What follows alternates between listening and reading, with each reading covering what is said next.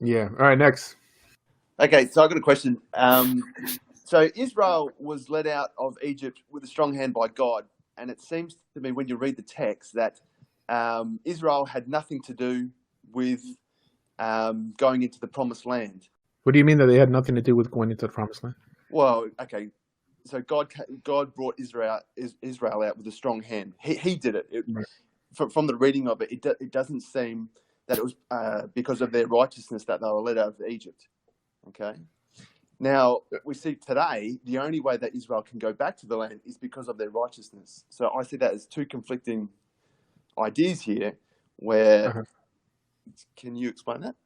So I'm going to give you the rabbinic perspective first. The vast majority of Jews actually stayed behind in Egypt and suffered the same plagues that the Egyptians suffered. They suffered from the plague of darkness. They also lost their firstborn if they didn't obey. The Jews weren't dragged out of Egypt. They chose to leave.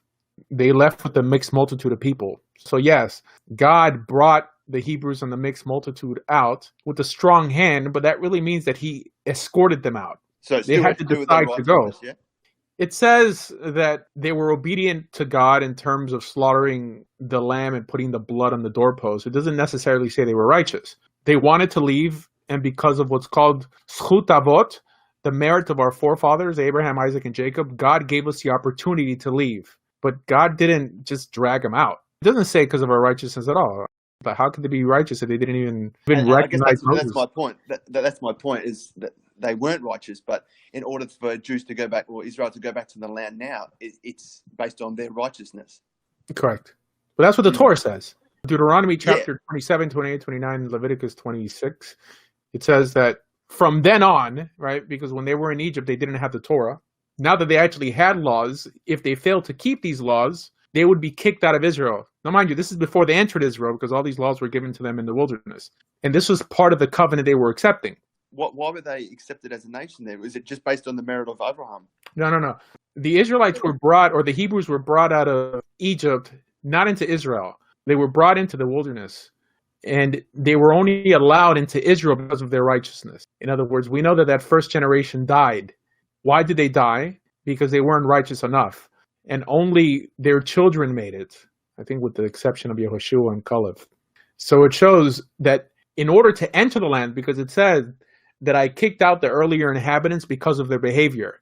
So Israel had to have attained a certain madrega, like a certain level of merit in the wilderness for them to be even allowed to enter the promised land. So the desert was the testing ground. I guess the question is, why were then these people selected in Egypt rather than those people who were not selected?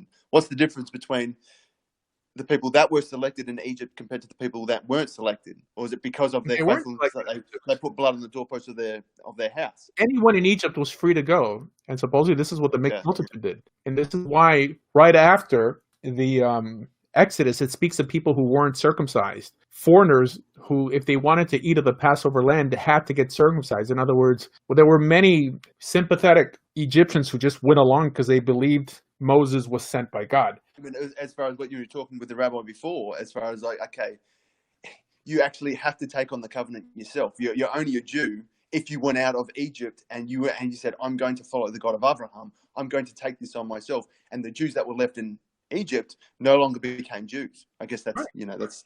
It says this in the Haggadah. It says that we tell the evil child, if you were in Egypt, you wouldn't have been redeemed. It's nothing new.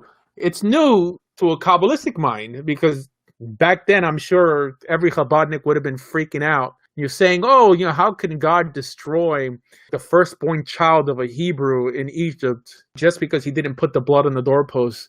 But this is a Jewish soul, it's a Jewish neshama, and he's part of God. The whole notion of Chelek Elokah Mimal Mamish, that a Jew is a physical part of God, apart from what he believes and how he behaves, but he's connected. And the more he sins in this world, it shows how special he really is, because it shows that he has a double Yetzer Hara. That means a double inclination to do bad because he's so holy. In other words, if they do good, they're holy, and if they do bad, is also proof that they're holy. You can't win. It's bigotry from all sides. This is why Kabbalah is the problem. I've been saying from the beginning, Kabbalah is the problem, because they elevate the notion that blood matters. Blood is insignificant. The Rambam knows this. Shulchan Aruch knows this. Rabbi Mizrahi's been saying this all along also. He's on the ball in classifying bad Jews as not being Jewish.